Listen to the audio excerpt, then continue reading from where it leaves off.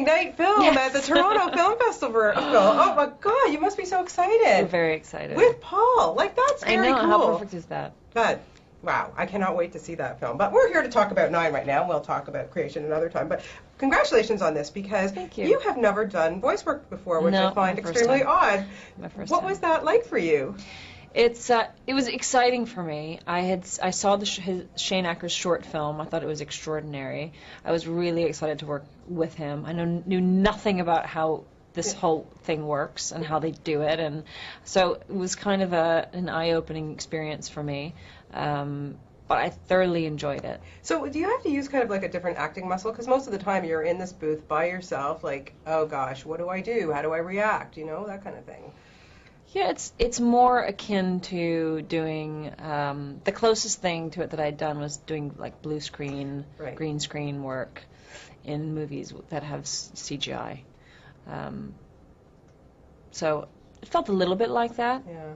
And then you just get used to it, I suppose. You get used to it, and I was really engaged in the process of working with Shane. I think he's very interesting. I think he's very talented. Yeah. So where do those ideas come from? That was really intriguing. Yeah. I mean, what was it about the story that touched you? Because it's really, it's very nondescript, you know. You just go on this journey with these characters, and then in the end you really start feeling for them. Yeah, well, they're trying to sort out, they're in this sort of wasteland, and they find themselves in conflict with this machine and these machines, and they're trying to figure out who they are and where they came from and how they got there and how they can move forward. It's moving, and it's about sort of it takes place in this sort of post-apocalyptic world where there's been some great catastrophe that came from a conflict between man and machine,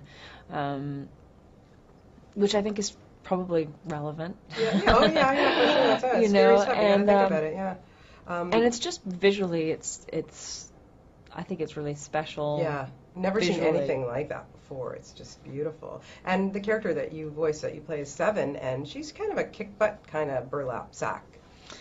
She's very kick-butt. She's got this incredible entrance. You know, she just, oh, and here she is. She comes jumping in to save the day, flying in, kicking, spinning. She's got this, she has this bird skull that she wears as a helmet. She's great. She's high fashion. She's really fun. Yeah, we like her. She was really, really good. With you now, with your kids and working and everything, how do you find the balance? What do you take them on sets with you, or how does it work with you, being the working mom? It's kind of a mishmash. They do. I mean, we're lucky enough to be able to bring our kids to work sometimes, which is great. I feel really blessed. And we do a combination of that, depending on if Paul and I are both working. I mean, obviously, when we were doing creation, we were working together. They came, and it was like camp, on set. And but we do a combination of making sure they stay in school and then come to us, and then flying home on weekends, and it's a lot of moving around and looking at schedules. But we have limits of, we won't be away from each other for more than like 8 days. Yeah. And well, I hope you're going to bring the whole family to Toronto. We cannot wait to see this film and to see you. And it's going to be a big, huge event. So thank you. Congratulations on everything, and we'll see you in a few weeks. Okay. See you in Toronto.